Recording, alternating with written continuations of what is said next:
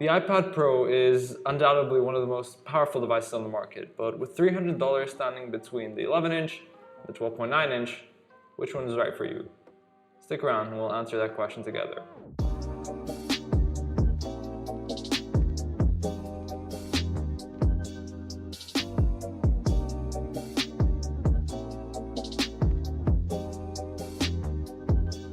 The iPad Pro has become increasingly popular among students, especially for note-taking, with apps like GoodNotes and Notability taking over the app market when it comes to digital note-taking. Computers are a thing of the past for note-taking.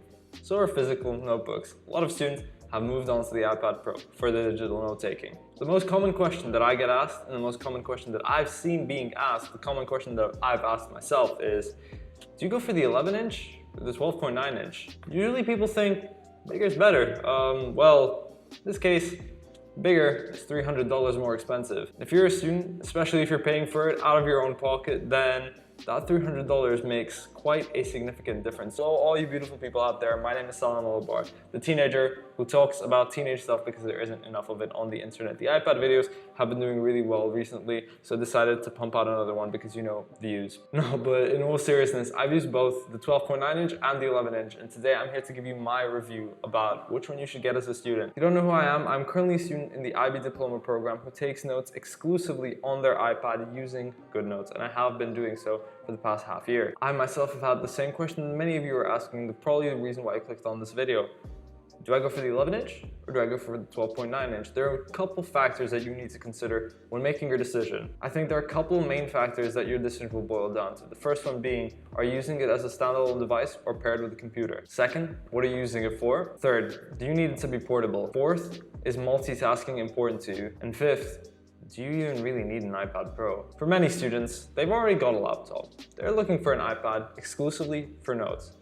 If that's the case, I recommend that you go with the 11-inch iPad Pro because the main reason I'd get a 12.9-inch is to be able to multitask. But if you're not using your iPad as a standalone device and you've got a computer in front of you where you can see your lecture slides, where you can see wherever you're taking down notes from, then it's probably the better option to go for the 11-inch iPad Pro. I have a computer, I use a computer in school, I pull up my notes on my computer and take them down on my iPad. Hence, I don't need the bigger screen because I don't need to multitask on my iPad physically. Although I can multitask, the smaller screen makes it a little more inconvenient, and multitasking on a bigger screen is simply much more efficient and it'll get the job done much better than the 11-inch. That being said though, multitasking is still definitely possible. In the case that I do not have my laptop with me, I use my iPad for multitasking. I open up my lecture slides on 1/3 of the screen and my note taking up on 2/3 of the screen, and I'm able to work just fine. I really think this should be one of your main deciding factors. A lot of people consider portability to be the main deciding factor,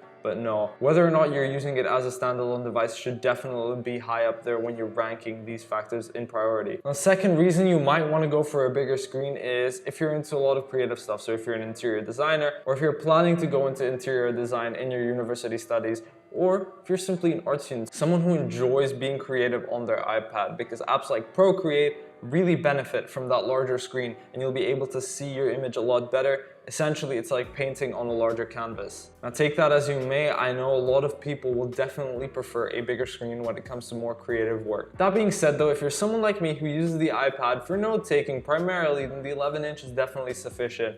12.9-inch, although it might be a little bit more convenient because you'll have more space to actually write, the 11-inch does just fine. Typically when you're using an app like GoodNotes, you're usually zoomed in and you're writing on a zoomed in screen, so that larger screen won't really make that much of a difference because your zoom factor is going to be quite similar. So that's one of the other things you need to consider. If you're an art student, go for the larger one. If you're just using it for notes, then I highly suggest that you go for the smaller iPad. The third factor, the one which a lot of people prioritize, is portability. Now, I don't think that this should be one of your deciding factors because the portability on both of the devices is great. The 11-inch, I don't know, maybe if you're on an airplane seat, when I take my iPad onto the airplane, I like to watch Netflix, I like to download a lot of shows, and you could have some cramped space. But in terms of how easy it is to carry size-wise, it's no different to your standard laptop. And the 11-inch comes in weighing at 473 grams, whereas the 12.9 inch comes in weighing at 643. So there is that difference of just under 200 grams, so that's something you might want to take into consideration. However, portability wise, it definitely shouldn't be your deciding factor. Both devices you can take around easily, you can pop in your backpack, but just the 11 inch gives you that much more edge. Also, something else to note, if you're walking around with your iPad held in one hand and you want to take down notes, the 12.9 inch, because of its size, is probably not going to be ideal for you. Your arm is going to fatigue very quickly, but as you can see here, the 11 inch iPad Pro, I can hold it in one hand, no problem. Now guaranteed, I'm holding it only for like 5 seconds, but I assure you, you'll definitely be able to walk around with the iPad held in hand if you go for the 11 inch. 12.9 inch, probably not. The next factor also ties in with multitasking a little bit, and it's you generally prefer a larger screen. Look at your phone, for example.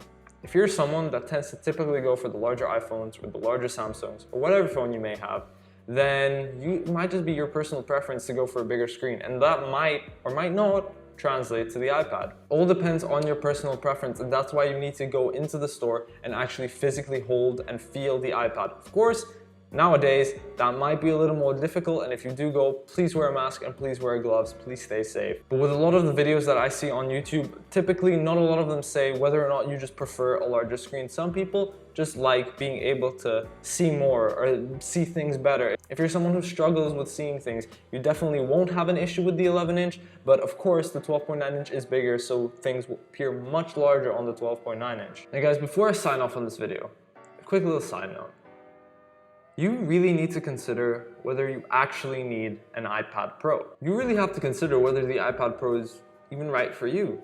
Do you need the power? Do you need that extra power that the iPad Pro offers instead of, getting an iPad Air? The new ones that just came out, they're incredible. You don't need to spend those extra $200 to get the iPad Pro 11 inch from an iPad Air. The new Airs that just came out, they're incredible. They've got Touch ID, they've got pretty much all the same features of an iPad Pro, except for the fact that the Pro has a lot more power. The new Airs also just got a new chip, which is a lot faster than the iPad Pros. Granted, you won't see much of a difference, but if you're into the tech specs, then the iPad Air has everything new that Apple has been working on recently. The reason I've delayed this video for so long is because I was waiting for their new keynote, their online keynote, for them to release the Airs. And my main message is that be careful. When you're buying your iPads, really consider what you need, because those new Airs are fantastic. And if you simply don't need the processing power of the Pro, then I'd highly recommend that you go for the Airs. You can connect the smart keyboard to it. Apple Pencil works with it just fine. It's essentially almost an iPad Pro without the extra juice, the extra processing power. Now guys, I don't want to drag this video on for too long. I hope that's given you some insight as to what iPad you should get. If you've been waiting for my thoughts, my conclusion, I'd say go for the 11 inch if you have a computer. But if you want that larger screen, that more effective multitasking, and inevitably you're using the iPad as a standalone device, then definitely go for the 12.9 inch. But also, if the price is what's stopping you from getting that 12.9 inch, you probably shouldn't even be considering an iPad Pro, and you'd be much better off with that new iPad Air that just came out. But if you're dead set on getting the iPad Pro, then have a think about which one is right for you. I hope this video has helped clarify any confusions you guys may have had, and I hope this will be the pushing point, that launchpad that you guys use to move into the new era of note-taking. Without further ado, guys, I hope you enjoyed the video. If you did, I'd be super appreciative if you hit that like button, hit that subscribe button. Guys, the new subscriber goal is to hit 150 subscribers by the end of the year. There it is. That is the new subscriber goal, guys. So please smash that subscribe button. If you're feeling extra generous, please share this video around with your friends. And that's about it, guys. Be careful, stay safe, consider what you actually need. That's it. It's as simple as that. Stay safe, guys, and I'll see you all later.